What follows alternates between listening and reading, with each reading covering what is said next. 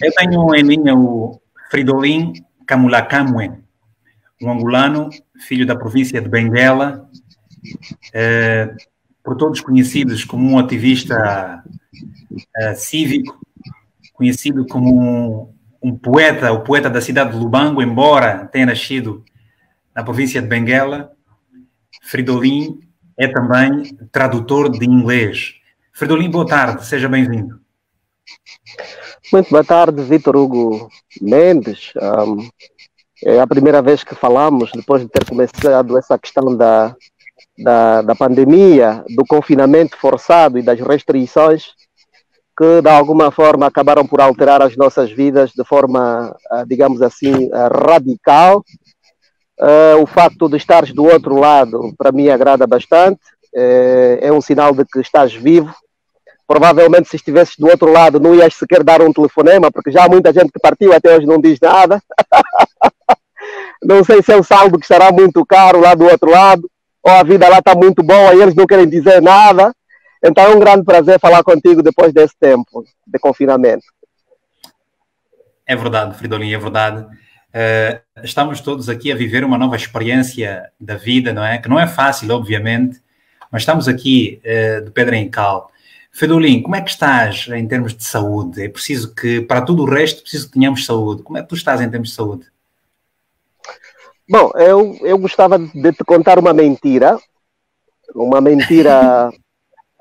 Gostava de te contar uma mentira que faz parte daquelas mentiras que se chamam mentiras brancas, embora eu não goste dessa expressão, porque a expressão mentira branca por si só esconde, na verdade, um determinado preconceito, que é aquela de pensar-se que o que é dos brancos é bom e dos pretos é forçosamente mau.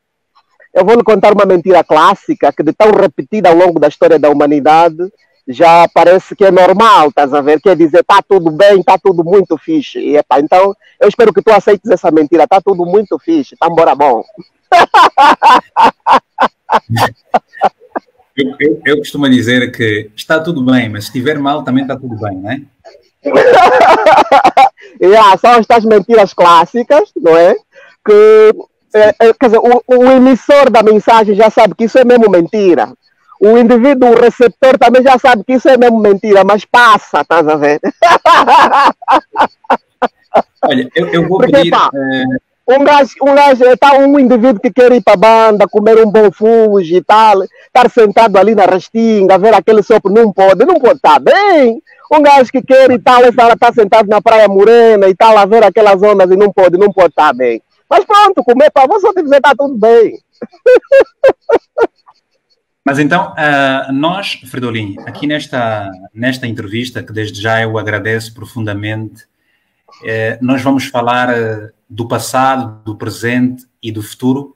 Serão mais ou menos 30 minutos de conversa, porque eu acho que as boas conversas têm que deixar sempre vontade.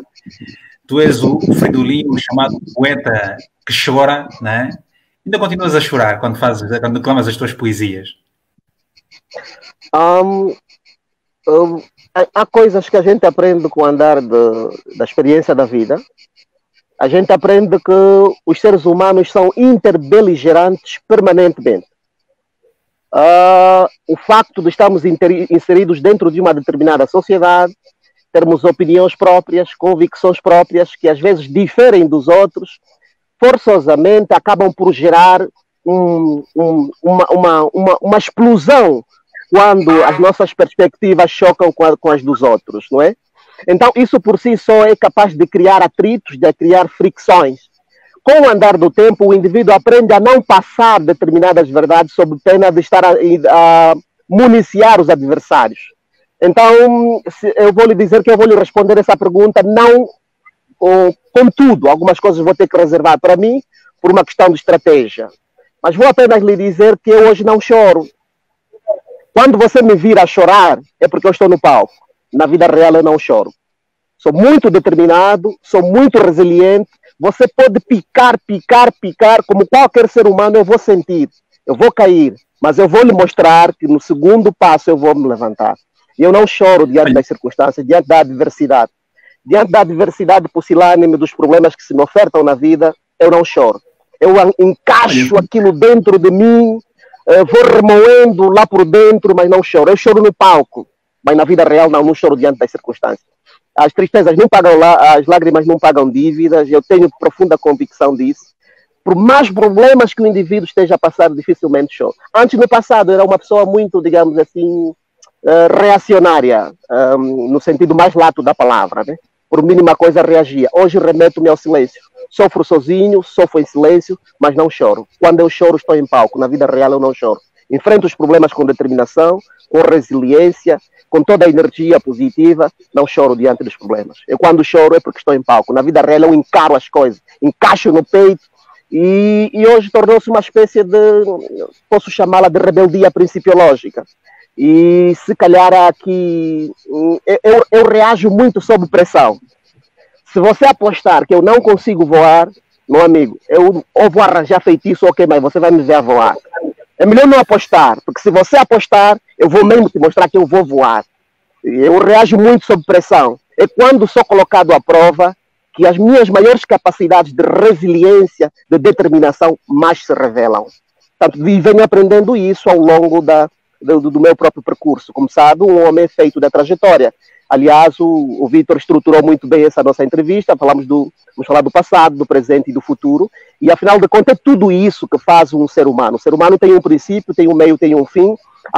A vida segue a mesma lógica e nós aprendemos também nos cursos de escrita e redação que um texto deve ter uma introdução, um desenvolvimento e uma conclusão. Eu penso que isso não é mera coincidência, isso parte de uma narrativa de mundo em que as pessoas têm um ponto de partida, um meio e um ponto de chegada.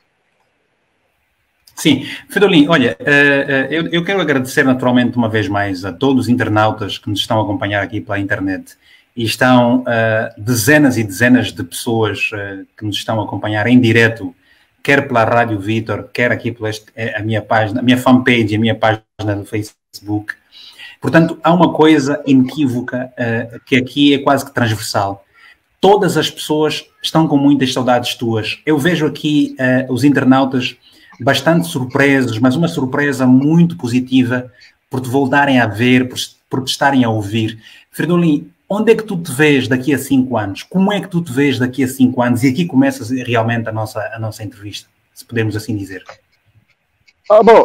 Eu diria que essa pergunta do Vítor encerra uma série de circunvoluções filosóficas, encerra uma série de circunvoluções políticas também, na medida em que nós somos animais políticos e há uma série de condicionantes estruturais do ponto de vista político e sistêmico que hão de condicionar os nossos passos dentro da sociedade. Todavia, independentemente dos fenômenos políticos que acontecem em nosso redor, o ser humano dentro de si próprio, eu costumo defender que todo indivíduo é uma república.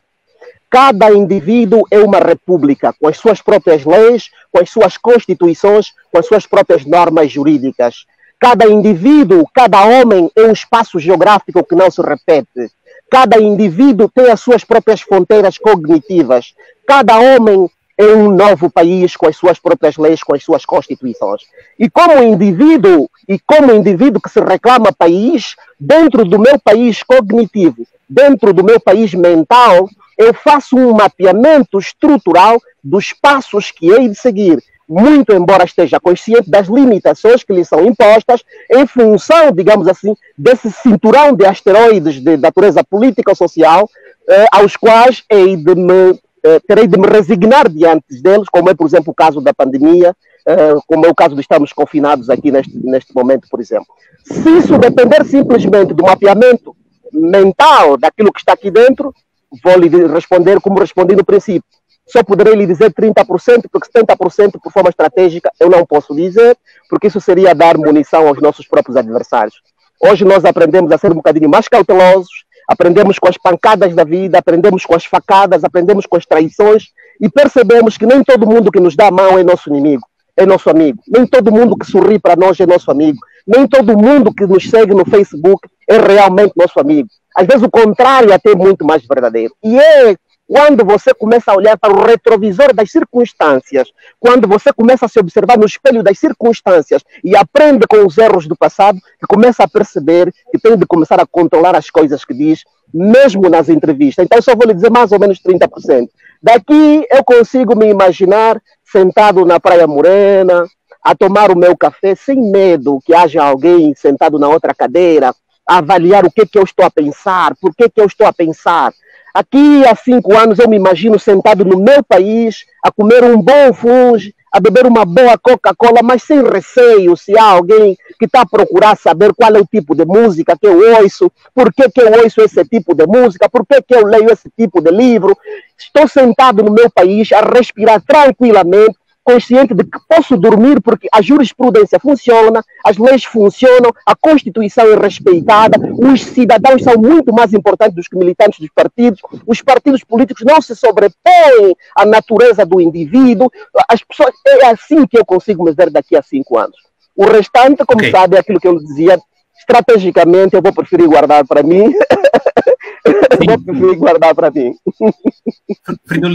Fridolin, vamos falar de 2 coisas com as quais estás muito bem identificado. Eu gostava que falasses um pouco sobre o teu ativismo político, ativismo cívico. Achas que as pessoas não te compreenderam no seu devido tempo? Achas que as pessoas te vão entender mais tarde? Quais são os teus propósitos? Bom, nós sabemos que, eu costumo dizer que a melhor forma de um indivíduo não participar da vida política é ir viver numa floresta sozinho. Ok? Você vai viver por uma floresta sozinho, não tem uma bandeira, não tem um hino, não tem uma moeda, não tem uma constituição. A palavra política, no seu étimo, na sua origem, polis, vem, portanto, significa cidade. Significa que o facto, a partir do momento em que nós interagimos com os outros, com os demais, e formamos uma mesma sociedade, há toda uma série de leis, as quais são transversais aos interesses pessoais. Aliás, é por isso que Immanuel Kant, na sua definição de direito, ele diz que o direito é um conjunto de normas com base nas quais o arbítrio de alguns pode conviver com o arbítrio dos demais com base numa lei geral de liberdade. Portanto, estamos a tratar de um instrumento, de uma ferramenta jurídica cujo objetivo primordial é organizar a estrutura da sociedade, mas com vista, com o objetivo de alcançar o desiderato máximo, que é a realização dos indivíduos, que é a realização dos seres humanos dentro da sociedade. O que nós assistimos hoje no nosso país, na minha opinião, e isso vem sendo construído ao longo do tempo, é uma deturpação dos princípios matriciais, no entanto, socorrendo-se de instrumentos legais. Então, o que eu entendo é o quê? Há uma série de elementos que são percepcionados por todos, ainda que de forma empírica, ainda que sem estarem munidos dos instrumentos do ponto de vista acadêmico, para ter uma percepção mais geral, mais consentânea, mais substantiva desses fenômenos políticos que ocorrem na sociedade, mas o que acontece é que nós fechamos os olhos porque às vezes temos receio de assumir aquilo que acontece. Na minha opinião, o que nós temos tido em Angola depois da colonização é de facto uma máquina de fabricação e refabricação da miséria. E isto não é o Fridolin Kamolakama que o diz. Se a prática é o critério da verdade, até hoje a prática só nos mostrou que, na verdade, o que nós temos em Angola não é um poder, nós não temos partidos, não temos governos, não temos políticos. Temos uma máquina, de facto, cujo objetivo primordial é produzir e reproduzir miséria. Assim é, por exemplo, repare, isto não é o Fridolin que o diz, é a prática. Nós não podemos estar a discutir com uma sanita. Você pega no papel higiênico e limpa a sanita. Você tem o autoclismo. Não precisamos discutir com uma sanita. Nós temos o hábito de discutir os efeitos ao invés de discutir as causas. Se nós repararmos, por exemplo, na Angola, o nosso país, Angola, hoje, está depauperado em toda a sua ossatura demográfica. O tecido industrial foi destruído, arrombado, a estrutura, o tecido industrial do país foi todo desconstruído. Repare, por exemplo, nos anos 80, só a província de Benguela tinha a açucareira 1º de Maio, tinha a saboaria Barata, tinha a algodoeira, tínhamos fábrica de papel, tínhamos a Talim, etc, etc. Com o andar do tempo, destruiu-se aquela área toda, saindo do Lubito, passando pela Catumbela até o Dombe Grande. Havia cana de açúcar. Esta cana de açúcar alimentava a açucareira 1º de Maio. Mas ali também é preciso entender que cerca de 87% da força de trabalho esses gigantes todos que não adormeceram, morreram. a açucareira, a 1º de Maio, a saboaria Barata Barata e a algodoeira abarcavam cerca de 87% da força de trabalho. No fim do dia, isso significa o quê? Significa saúde, significa maior estabilidade social, significa menos miséria. Tudo isso morreu. Destruiu-se os campos de cultivo de cana-de-açúcar, o cavaco deixou de produzir banana, as pessoas foram para o desemprego. Hoje, passados cerca de 20 e poucos anos ou 30, o que é que nós temos? Benguela concorre com Luanda na lista de índices de prostituição. E nós temos pessoas que se levantam, vão à televisão, falam, etc., para atacar simplesmente os efeitos, não atacam as causas. Quem são essas miúdas que hoje fazem prostituição? Sim, eu entendo e gostava de me desculpar relativamente a esta intervenção direta nas tuas explicações, só para ver se me consegues responder à pergunta, naturalmente, que eu te coloquei, e não sei se irias responder, mas era para a gestão do tempo, que era, tu achas que não foste compreendido enquanto um ativista cívico? Eu estou a deixar que a prática responda por mim. Por quê? Porque se o internauta conseguir me dizer que o que eu estou a dizer é mentira, então eu não tenho razão. Ou seja, você me colocou a pergunta, em vez de eu responder dizendo o Fridolin tem razão ou não tem, eu estou a apresentar factos. Porque em função desses factos que a gente reage. Era por aí, estás a ver, Vitor? Eu te percebo, temos muito pouco tempo, mas era por aí. Ao invés de ser juiz em causa própria, respondendo diretamente, não, Vitor, e às vezes se calhar com um certo coitadismo, ai não, por favor, eu moro mesmo, não me entenderam, coitado de mim. Não, eu estou a mostrar factos que aconteceram dentro de uma sociedade na qual eu cresci, e esses elementos começaram a corporificar o meu espírito rebelde. É uma rebeldia principiológica, é portanto uma reação a uma série de fenômenos em cadeias que foram acontecendo em volta de mim e em função deles eu tomei uma determinada posição. Agora, a questão é, se o que eu estou a dizer é mentira, então as pessoas que me perseguem ou perseguiam têm razão. Mas se for verdade, então cada um sabe. Porque eu acho que é inútil, meu irmão Vitor, discutir com uma câmera fotográfica. A câmera fotográfica capta aquilo que existe. Vocês próprios do jornalismo até têm uma expressão. Se não querem que noticiemos, não deixem que aconteça. Sim, sim.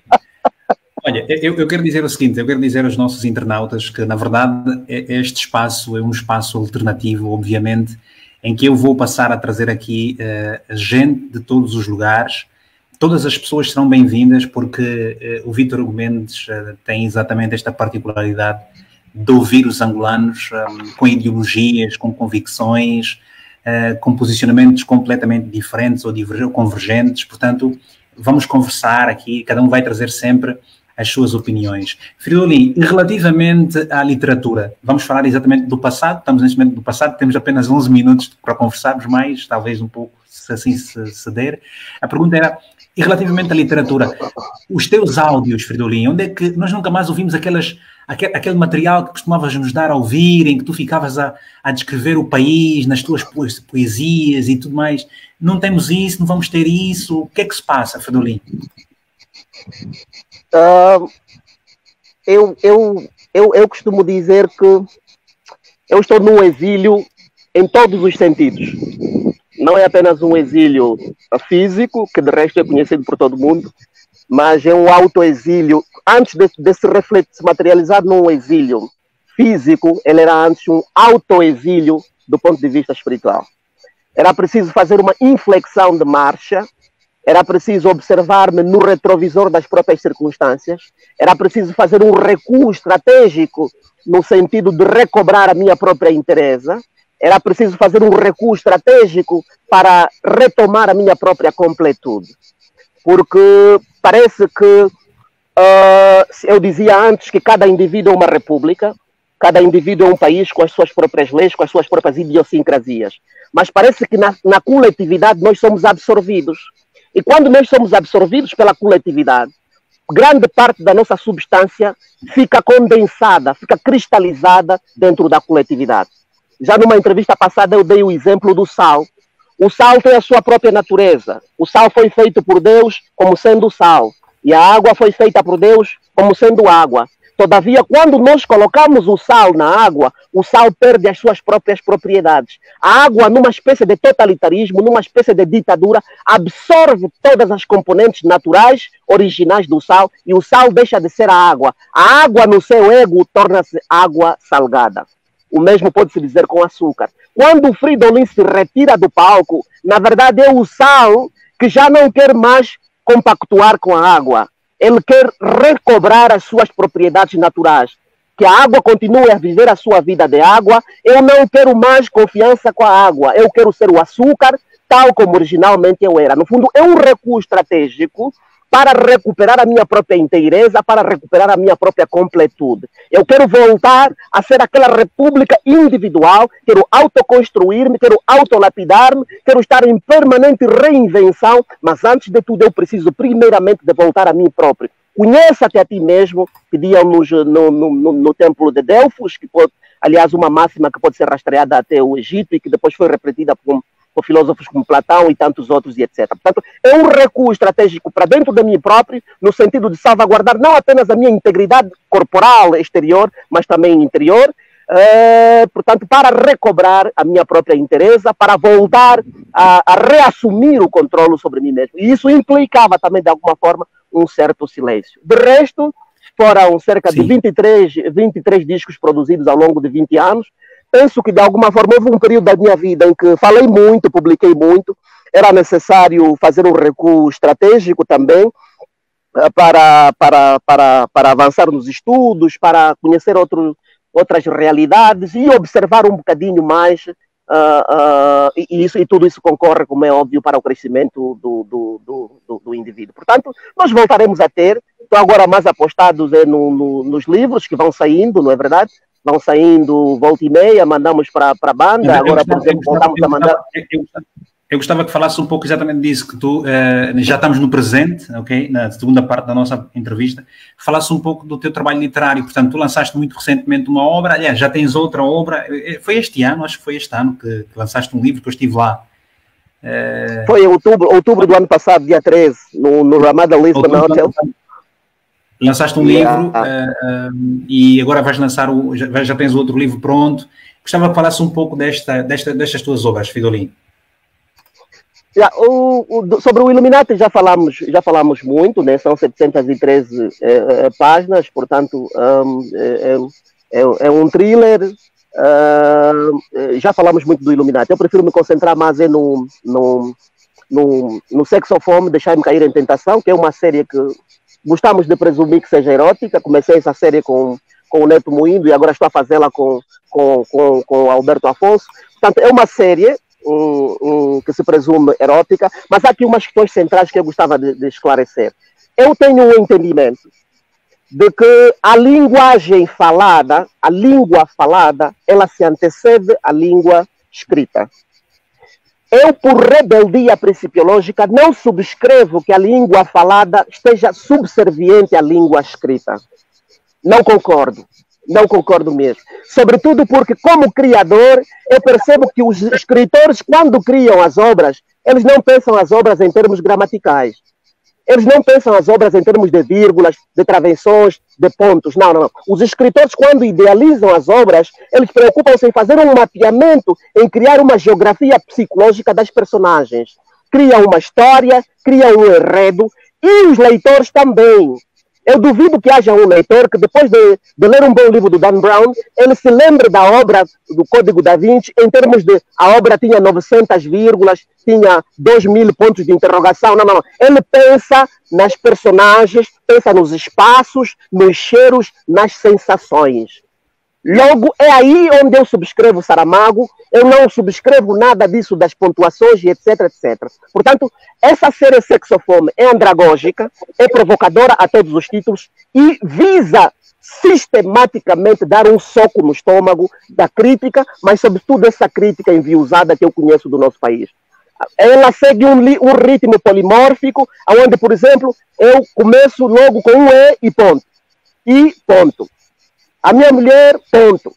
olha para mim, tonto, por exemplo. É uma provocação a todos os tipos. Quem vai ter de construir a ideia é o próprio leitor. Eu não subscrevo essa ideia dos indivíduos que se dizem críticos literários, que andam com uma caçadeira, um cão bulldog e uma lanterna nos livros dos outros à procura de vírgulas, etc. Esses preconceitos estéticos, para mim, comigo não funcionam. Portanto, em Sexo ou Fome é mesmo uma provocação a todos os tipos. Não é só o âmbito de abordagem que é provocador, mas também a estrutura literoestética do próprio livro e tal, em termos de pontuação, é uma provocação a todos os tipos. Portanto, eu subscrevo o Saramago nesse termo. Mas nós temos uma realidade que começa a ler cada vez mais. Isso é muito importante. E a minha pergunta é, será que os angolanos que nos estão a acompanhar por agora, quer pela Rádio Vítor ou aqui pelo Facebook, eles vão poder ler os teus trabalhos? Achas que os teus trabalhos vão chegar às livrarias angolanas? Sim ou não? Não, Vítor, são milhares de pessoas que estão a comprar os livros. Portanto, se compraram o primeiro volume e estão a comprar o segundo, como tu vês no Facebook a exigirem que vá por todo o país, é porque eles estão a conseguir perceber. Agora, a questão é essa. Se tu reparares, por exemplo, Vítor, repare nessa questão mesmo da literatura. Uma obra, por exemplo, costuma-se dizer que nós todos falamos português. Há até quem diga que há aqui um acordo ortográfico. Mas você é angolano tal como eu. Tecnicamente, o angolanês já existe. Um livro, por exemplo, de Clarice Lispector, de Guimarães Rosa, um livro de Paulo Coelho, quando chega a Portugal, ele precisa de necessariamente passar por um processo de decantação, um processo de cristalização, precisa ser lapidado para ser readaptado, repito, readaptado ao contexto linguístico de Portugal. Oh, camaradas, ainda falamos a mesma língua? Então, se uma obra que vem do Brasil, que supostamente também fala português, quando chega aqui precisa de passar por esse processo, já não falamos a mesma língua. E nós também temos o direito de ter a nossa própria língua, até porque Angola é muito mais rica em termos de línguas. Eu costumo defender que Angola tem estados previamente consolidados, que já estavam consolidados muito antes do colonizador chegar. Já havia muitas outras nações, a nação Lundachoque, a nação Balunda, etc, etc, etc. Todas essas nações deixaram resquícios linguísticos que se perpetuam hoje, inclusive na nossa forma de falar português. Não pode aparecer agora aqui um indivíduo, de repente leu 4, 5, 6 livros, foi obter um diploma e acha que vai chegar em Angola com um cão e uma caçadeira para obrigar as pessoas a falarem como lhe ensinaram lá no Brasil ou em Portugal. Nós temos as nossas próprias idiosincrasias e parte daquilo que nós... A língua é patrimônio de quem a fala. E eu procuro adaptar os códigos linguísticos, misturando-os a uma realidade que é intrínseca à nossa própria angolana. É por isso que essa série vai ter muito sucesso. E, sobretudo, porque eu mando lixar, repito bem, mando lixar todos esses preconceitos estéticos, que, no fundo, são randômicos, não são eternos, mas, fundamentalmente, são eles que dão origens a outras línguas. Se nós abrirmos agora, perguntamos a alguém para falar dos Lusíadas, todo mundo sabe o que é Lusíada, mas ninguém consegue ler Lusíada. Por quê? Porque a estrutura literoestética que o Lusíada chega, ninguém consegue perceber. Ele escreve o U com V, etc, etc.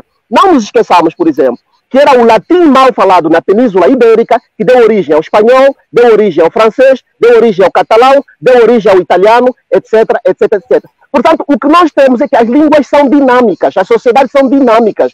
Se as sociedades são compostas por seres humanos, e os seres humanos não são estáticos, eles transmigram permanentemente. O seu universo psicológico é afetado pelas suas realidades objetivas. Naturalmente, a sua língua também transmigra, transmuda. E quem é que muda a língua? São exatamente os escritores, são os artistas. Por quê? Porque eles têm na língua, na palavra, o seu instrumento de lavoro. Eu me considero um carpinteiro, e o carpinteiro trabalha a árvore. A árvore é a árvore, mas depois o carpinteiro pega na árvore, transforma numa cadeira, transforma numa mesa. Eu sou um carpinteiro. E como tal carpinteiro, eu tenho a minha forma peculiar de trabalhar a madeira. E é assim que eu trabalho a madeira. Em vez de dizer e, vírgula, então, vírgula, afinal, vírgula. Não, vamos parar lá com isso. A mulher olha para mim como se fosse a última vez. Ponto. O homem do outro lado da estrada apaga o cigarro. Ponto.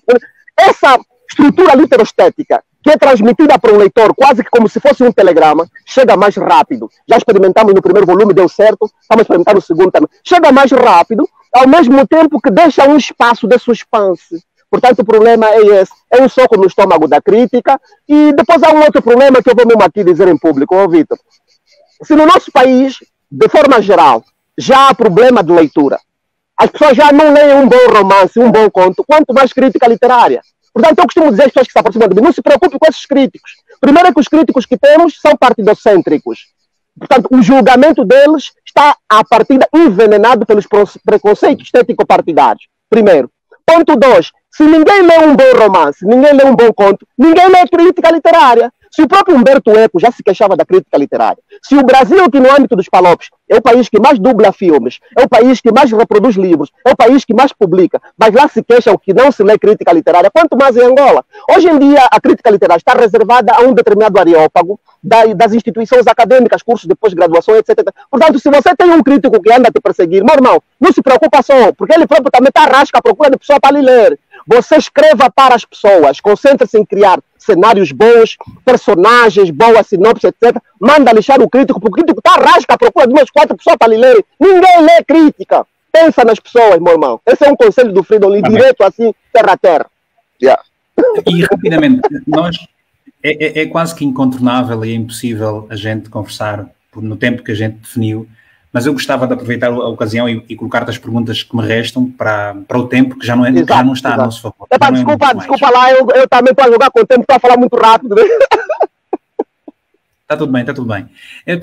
Também por consideração os nossos internautas que estão aqui, são muitos de várias partes do mundo. Fridolin, como é que tu olhas para a política angolana hoje? Tu acreditas naquilo que se diz? Tens esperança? Não tens esperança? Absolutamente nenhuma. Qual é a pessoa que, do teu ponto de vista, está mais preparada para liderar Angola neste momento? Bom, Vitor, você tocou num ponto fulcral e numa altura em que a gente já não tem tempo. Eu diria que não tenho esperança. Não tenho esperança no momento atual, é uma pena. A leitura que eu faço é aquela que eu já dizia anteriormente, tanto que, se olharmos para a prática, o que nós temos em Angola é, na verdade, uma máquina que foi estruturada para construir sistematicamente miséria. O país está depauperado em toda a sua ossatura demográfica, o seu tecido industrial foi destruído. O que nós temos é uma máquina que tem ao seu dispor todos os mecanismos, até jurídico-legais, para fabricar miséria. Fabricaram agora uma lei em que a terra é propriedade originária do Estado, mas o Estado não produz nada. Nós temos todos os dias, e eu conheço bem o país, sou dos poucos artistas que já andou o país inteiro a vender as suas obras.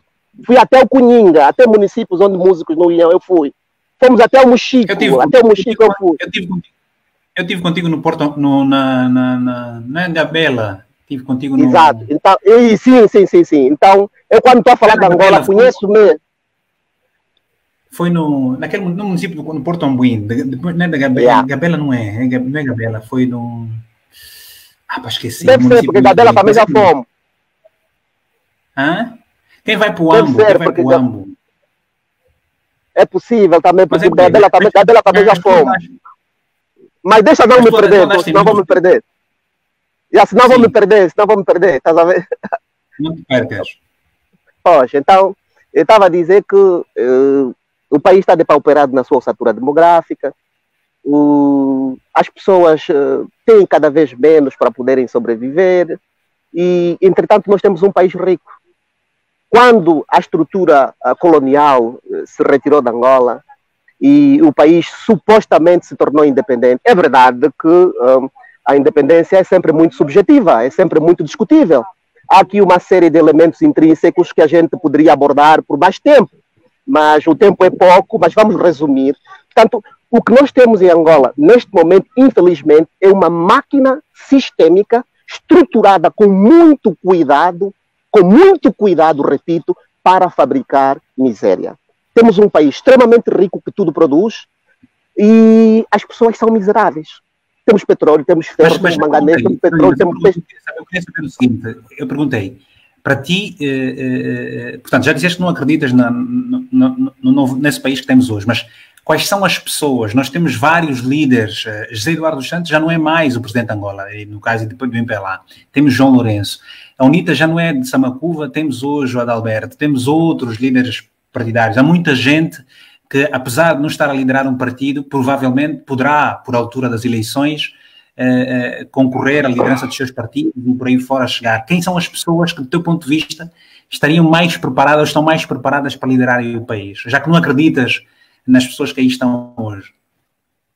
Vítor, quando o presidente João Lourenço subiu ao poder, eu fui o primeiro, um dos primeiros, a pegar na fotografia do João Lourenço e coloquei como minha foto de perfil.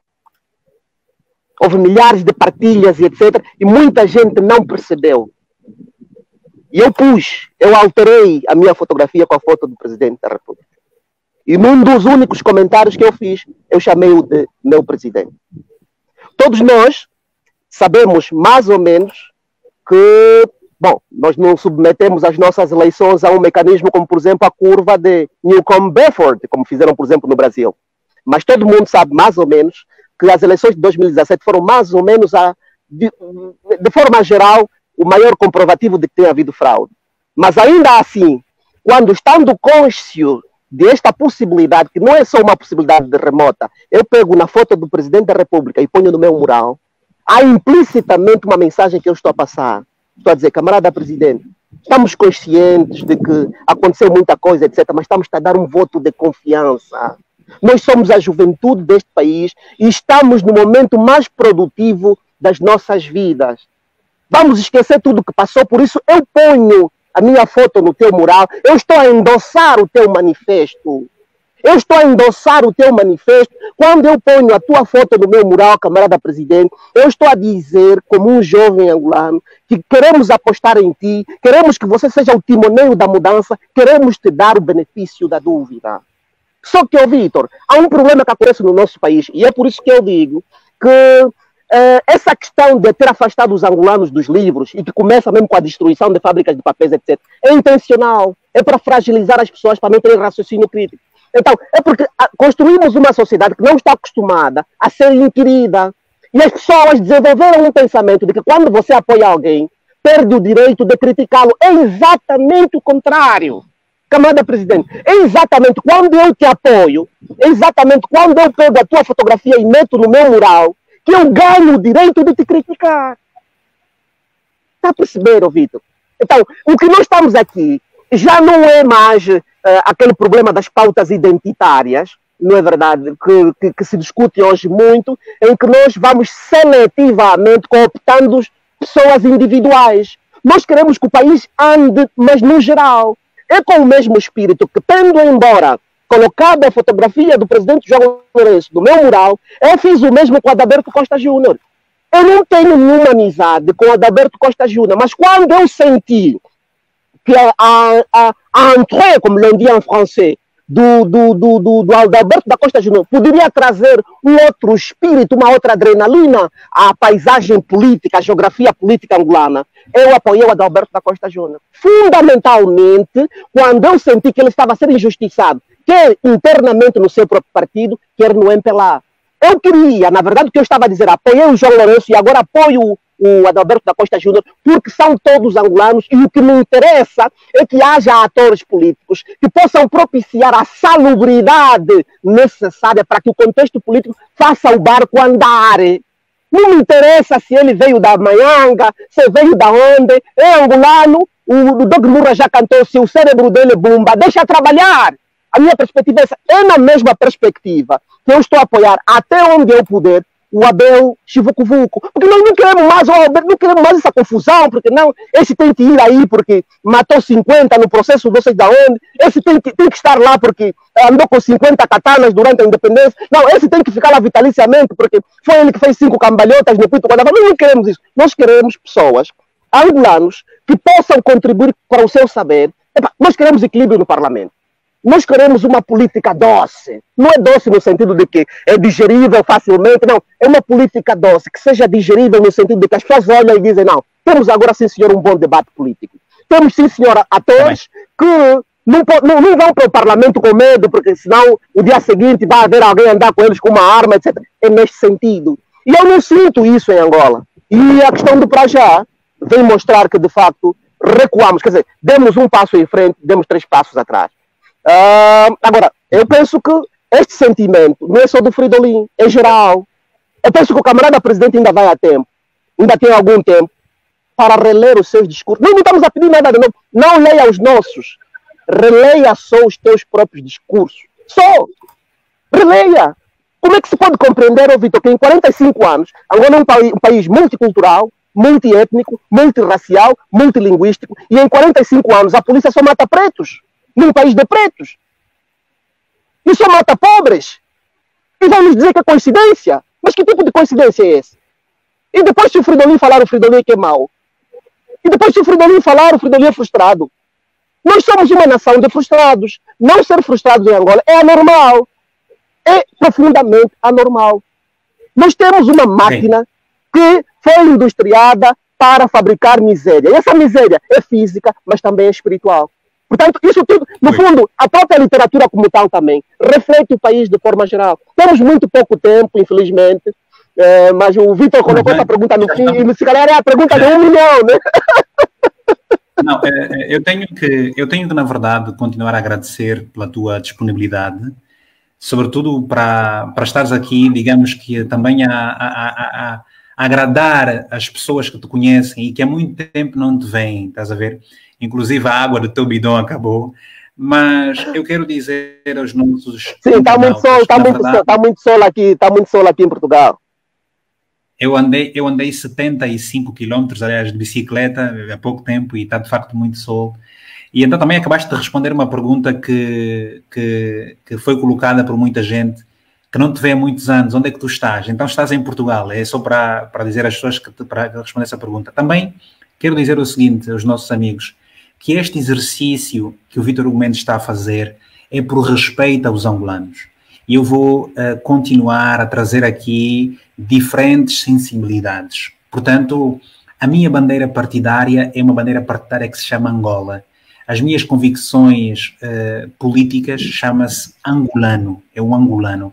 E, portanto, nos próximos dias eu vou trazer outras pessoas e vocês podem ficar descansados, que o que nós vamos querer ouvir são opiniões várias dentro de um respeito de comunicação. Eu acredito nuns, não acredito no outros, mas cada um vai dizer aquilo que pretende. Portanto, quero também dizer aqui aos nossos amigos que nós somos apenas responsáveis pelo exercício da entrevista que acontece e, portanto, tudo que passa em rodapé acaba por ser da responsabilidade do internauta que escreve o que escreve aqui, ok? E, portanto, as pessoas ficam mesmo localizadas porque eu estou a passar o que as pessoas estão a opinar em rodapé e cada um é responsável por isso. Fridolin, vamos falar agora... dizer o seguinte, eu quero dizer que quem pretender, portanto, isto é um exercício de comunicação, ok? Nós não temos patrocinadores, atenção, não há ninguém que patrocina este espaço. Agora, quem entender... Não, porque a gente não está a agradar convicções do lado A ou do lado B. Nós agradamos os dois lados. Okay? Não, nosso partido é mesmo Angola, como você disse bem.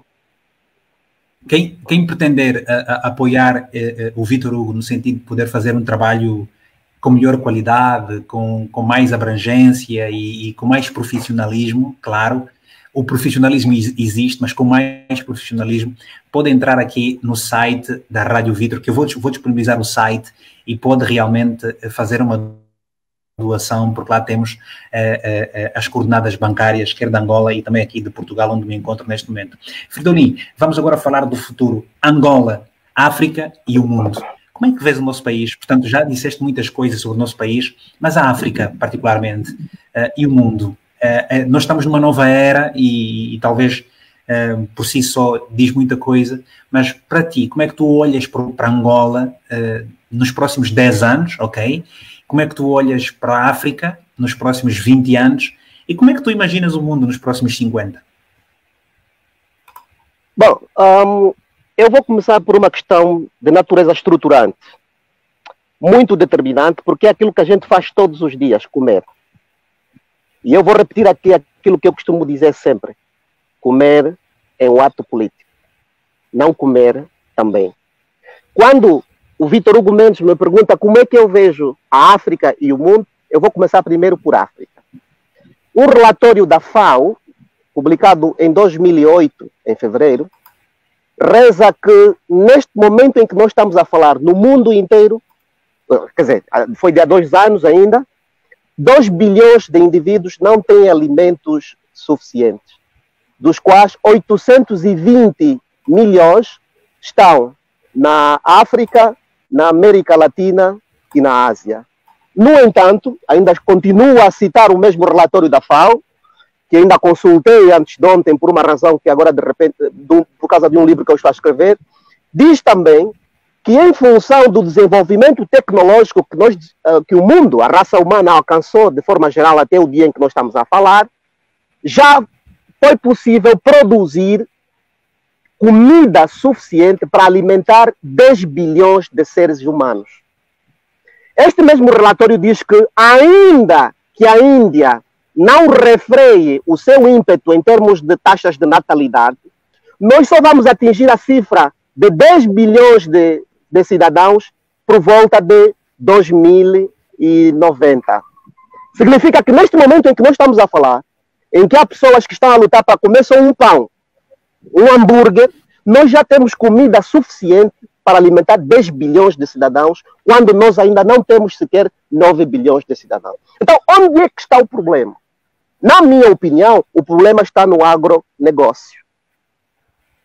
O problema está no agronegócio. E essa política de ir levar a democracia com bombas, temos de convir que não resolveu. Eu sou daqueles que defende que achar que a democracia atual, tal como a temos, basta é passar um atestado de incompetência ao gênero humano.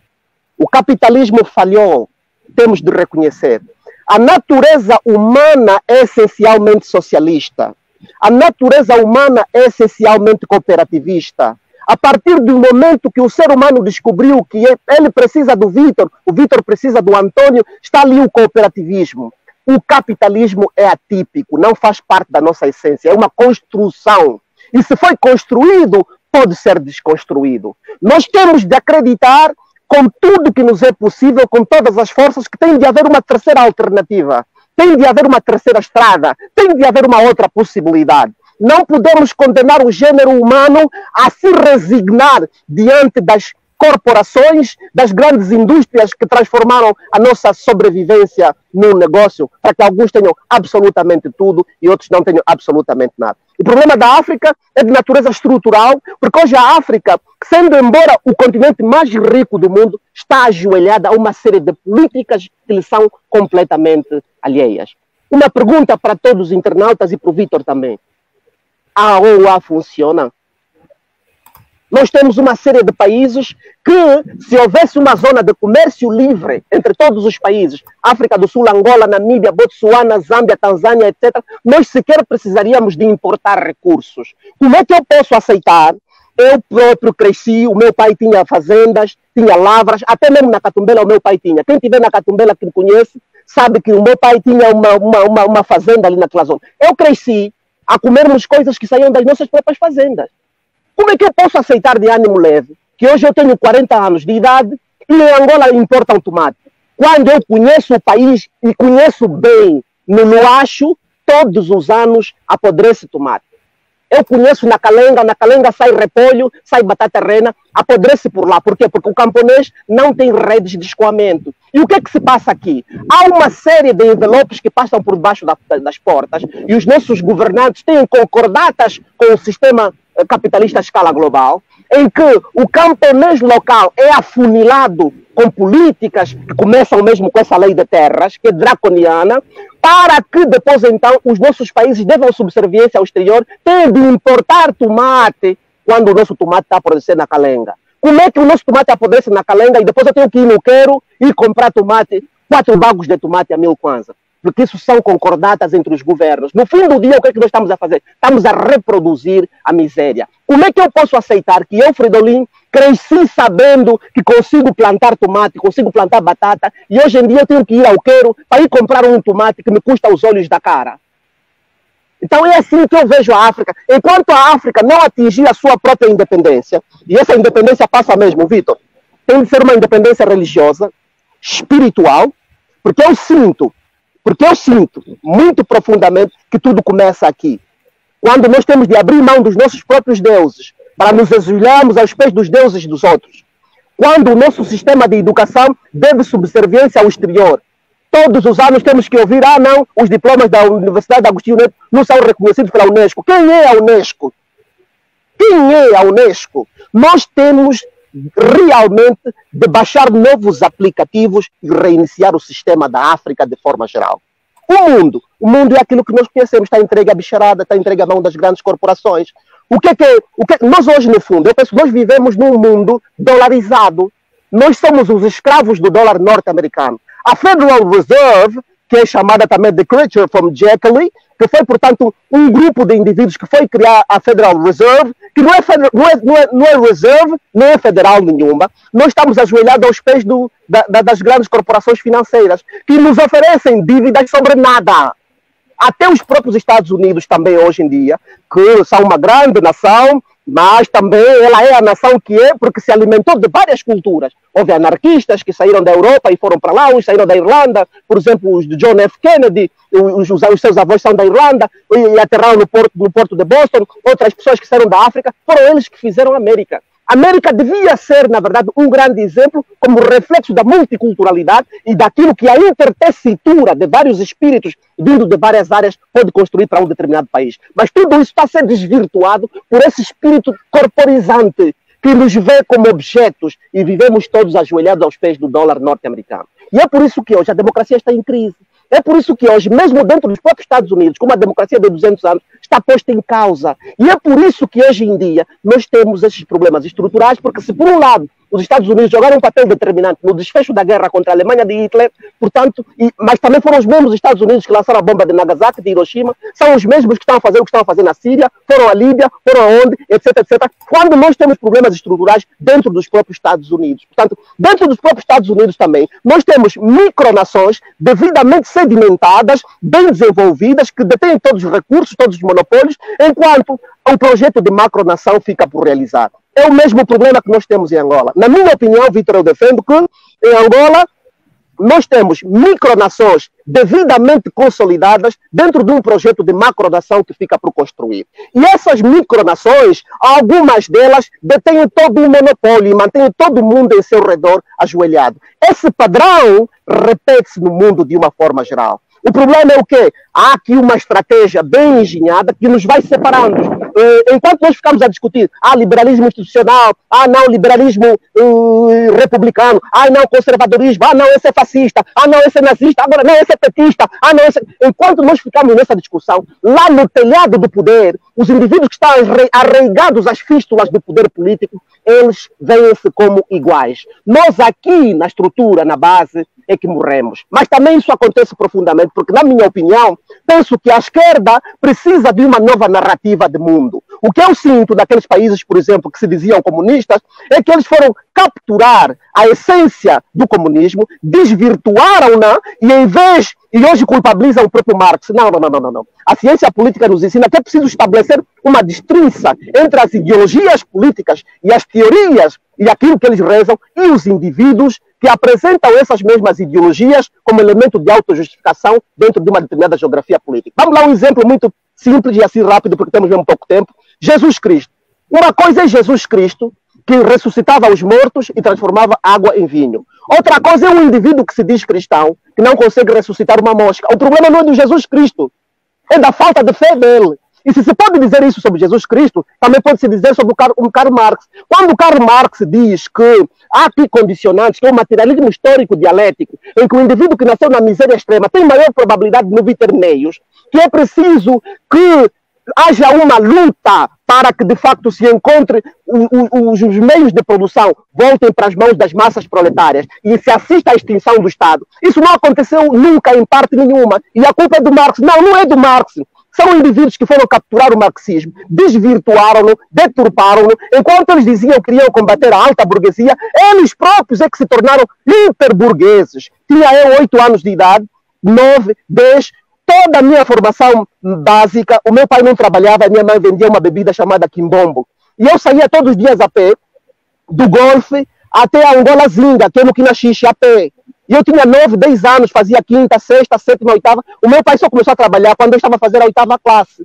Portanto, já tinha colegas naquela altura que tinham tudo, vinham de carro e comiam bem. Tudo isso fica acumulado no cérebro do indivíduo, é aí onde o indivíduo vai buscar suprimentos para sentir que há uma realidade que precisa ser mudada. Alguma coisa tem que ser mudada dentro dessa mesma sociedade. Eu não posso ficar calado aos 40 anos, quando ao longo dessa trajetória toda, tudo o que eu vejo é um país extremamente rico e alguns indivíduos têm absolutamente tudo e nós não temos nada. Você caiu no golfe, mano, eu cresci no golfe, saí de Benguela com os meus 8 anos, fomos viver no golfe 1. Não existia golfe 2.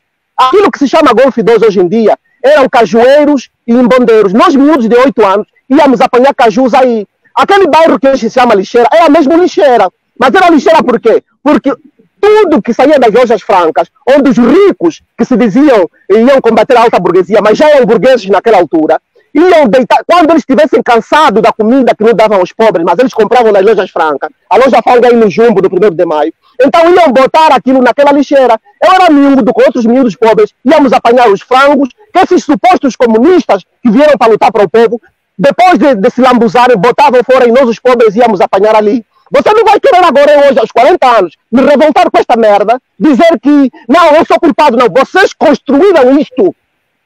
Eu sou o fruto daquilo que vocês construíram, como cantou o Kid MC. Nós somos o fruto da porra que vocês vêm fazendo ao longo desse tempo todo.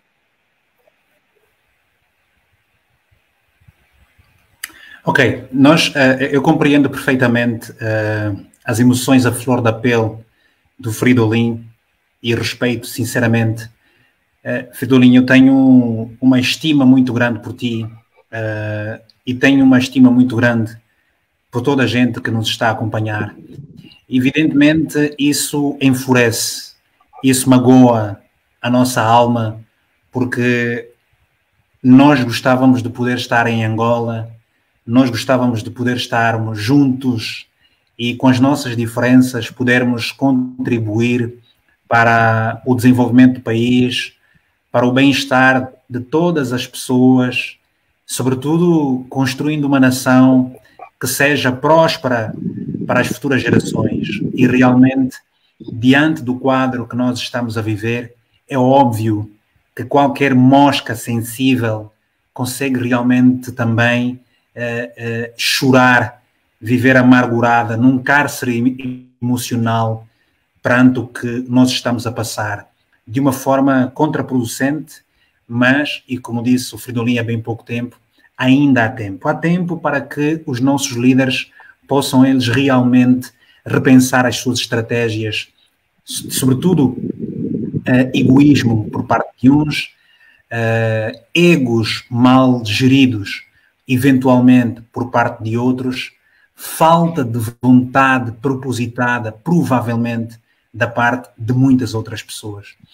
É doloroso, de facto, quando nós hoje vemos pessoas que deram o seu peito ao manifesto para que a nossa África ficasse independente, a maior parte delas na década de 60 e 70, e muitas destas pessoas hoje estão voltadas ao abandono, estão a morrer, deixando-nos ainda assim um fardo social e econômico muito pesado. É de facto doloroso. As lágrimas do Fridolin e Kamula Kamwe são as lágrimas, são os rios de dor que transbordam o rosto de muitos jovens que não conseguem se expressar, são também a tradução do sangue derramado por muitas mães que perderam os seus filhos nas guerras que o nosso continente viveu, nas guerras e nas lutas de poder que o nosso país viveu e ainda vive. Infelizmente, ricos e pobres, mais cedo ou mais tarde, todos eles vão partir e há uma certeza que nos une. Aqui vamos deixar exatamente tudo aquilo para o qual lutamos. O que nos resta saber é o que é que nós vamos aqui deixar em termos de legado. Portanto, serve esta reflexão exatamente para fechar esta entrevista, que era suposto ter sido de 30 minutos, mas é importante que a gente respeite e o mais importante é a gente tirar de dentro aquilo que nos comove, aquilo que nos dói. Eu tenho toda a vontade de continuar a fazer essas entrevistas, assim como fiz o Fridolin, seguramente numa próxima oportunidade. Eu não tenho agendas marcadas, não tenho horas nem dias, elas vão acontecer de forma muito espontânea. Eu vou selecionar as pessoas em função do meu toque espiritual, ok? eu tenho toda a vontade de trazer, inclusive, líderes partidários, se eles se comprometerem para aqui vir, para darem umas respostas, mas é no futuro, não é uma coisa, pelo menos para já, ok? Não é uma coisa que vai acontecer muito cedo. O que eu vou fazer seguramente nos próximos tempos é ir trazendo para aqui jovens de várias realidades sociais e naturalmente para poderem partilhar connosco as suas experiências. Fridolin, quero profundamente agradecer esta tua disponibilidade, compreendo-te profundamente pela emoção, pela carga emotiva.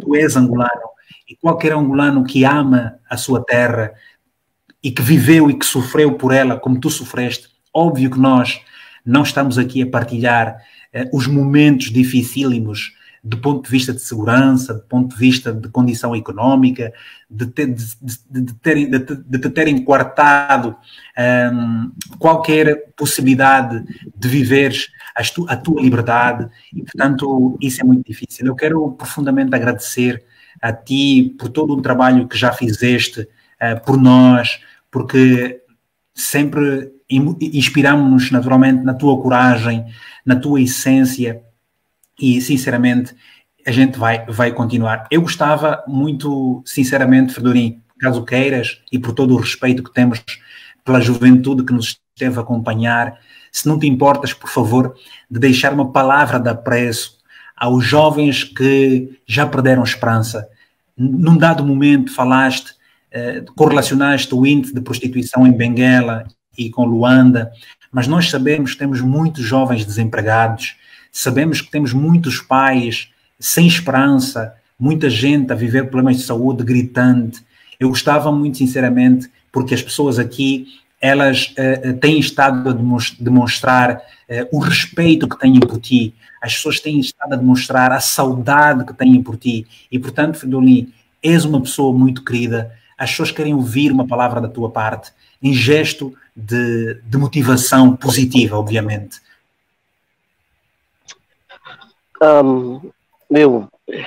Eu peço desculpas ao Vítor, porque infelizmente não se consegue falar de Angola sem ficar chateado.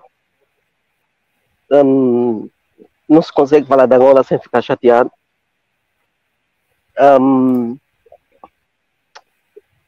Nós tivemos um momento de todo especial, muito embora intrinsecamente associado à morte de uma pessoa, que foi o Dr. Savimbi, em 2002. Mas depois disso nós tivemos também um momento muito bom, que foi o boom do petróleo. Era um momento em que, de facto, nós poderíamos muito bem colocar um anestésico nessas feridas dos angolanos que ainda sangram. Deus nos deu uma terra muito rica, mas não fizemos isso. Mas pronto, depois disso houve um momento em que quase todos os anos passava na televisão o número de licenciados que saíam das nossas universidades. E isso era cantado com muita pompa e circunstância. Mas nos outros países, rigorosamente, a formação acadêmica é associada ao mercado de trabalho. Por isso, quando a gente vê os commencement speeches, que são, portanto, aqueles discursos que se fazem no início dos anos nas universidades, ou nos fins dos anos fazem-se discursos também, diz-se, olha, agora colocamos no mercado mais X braços de trabalho que se conseguiram formar. Portanto, tem de haver uma... Tens que te posicionar por causa da rede, está a falhar muito agora. Sim, sim. Portanto, eu dizia que depois desse boom do petróleo, ao mesmo tempo que, por um lado, na mão esquerda, vimos uma acumulação primitiva de capitais, por outra, nos outros anos também ouviu-se falar de muitos jovens formados nas nossas universidades. Mas nos países desenvolvidos há uma rigorosa conexão entre as pessoas que saem formadas das universidades e a força de trabalho. Essas pessoas não estudam para ir para casa dormir, estudam para trabalhar. E um governo deve acautelar isso. A palavra administrar, numa das suas origens, administrar significa antecipar o lance, chegar antes. Um governo não pode ser apanhado com a boca na botija. Quando você está a colocar número de licenciados no mercado, você tem que prever, tem que se antecipar que esses licenciados vão precisar de emprego. Hoje, o que é que nós temos? Cantamos tanto, porque temos X...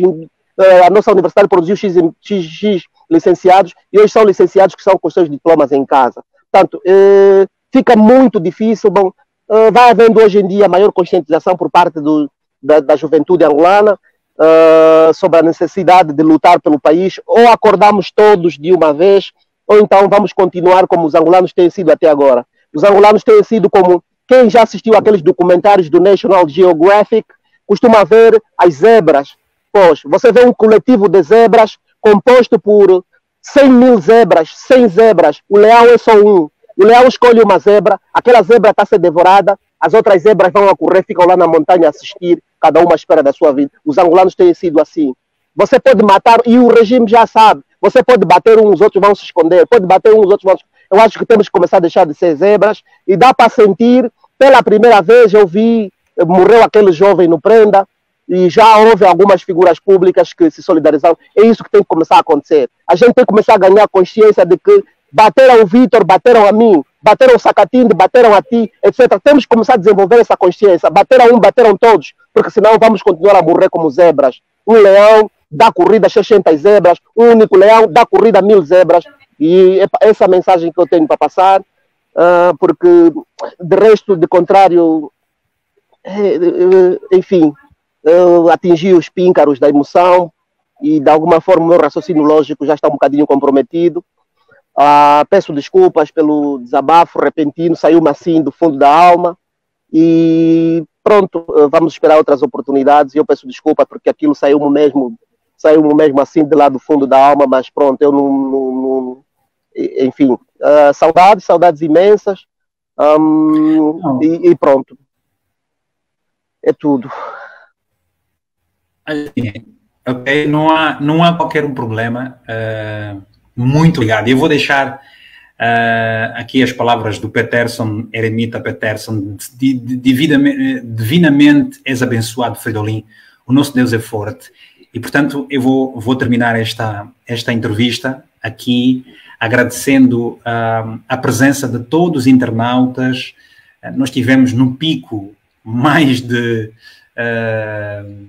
350 pessoas acompanharem-nos. Naturalmente, a live vai ficar gravada e as pessoas vão continuar a partilhar. A audiência é importante porque a mensagem ela é passada, mas é para dizer que nós estamos aqui deste lado contigo. Eu sempre estive do teu lado, vou continuar a estar nesta luta, obviamente, e os angolanos da nossa geração têm uma consciência completamente diferente, têm expectativas completamente diferentes, têm ambições completamente diferentes e já não caem na leviandade de muitos discursos, porque a intenção gera resultados, a intenção não gera resultados, a boa intenção não gera resultados. O que dizem, eu agora fiquei sem som, exatamente, as ações dizem o que nos dizem. As pessoas estão aí e, portanto, Fridolin, muito obrigado, um abraço bem forte, boa tarde e até para a semana. Eu subscrevo-te por inteiro, muito obrigado pelo convite, até a próxima. Até a próxima, estamos juntos. Fiquem todos muito bem, então já sabem, quem pretender apoiar o Vítor Hugo Mendes, aqui, os meus projetos, okay? Porque esse é um projeto que realmente, este momento, porque nós não teríamos o Fridolin a falar numa cadeia de televisão angolana do jeito que falou aqui, sem censura, a uma hora à vontade, não teríamos isso. Portanto, nós não teríamos o Fridolin com uma audiência como tivemos aqui num outro meio. Portanto, você tem agora a oportunidade de demonstrar também aqui a sua veia solidária com uma causa daqueles angolanos que entendem ser independentes na forma de pensar, que pretendem naturalmente continuar a fazer um exercício de comunicação de forma independente, e ainda bem que existem as redes sociais. Portanto, elas têm muito de bom, mas têm muito de mau. Com certeza aqui você vai ter sempre o bom e do melhor, mas obviamente nós precisamos sempre do seu apoio. Estamos juntos e até uma próxima oportunidade. Fridolin, um abraço bem grande. Estamos juntos. Tchau, tchau.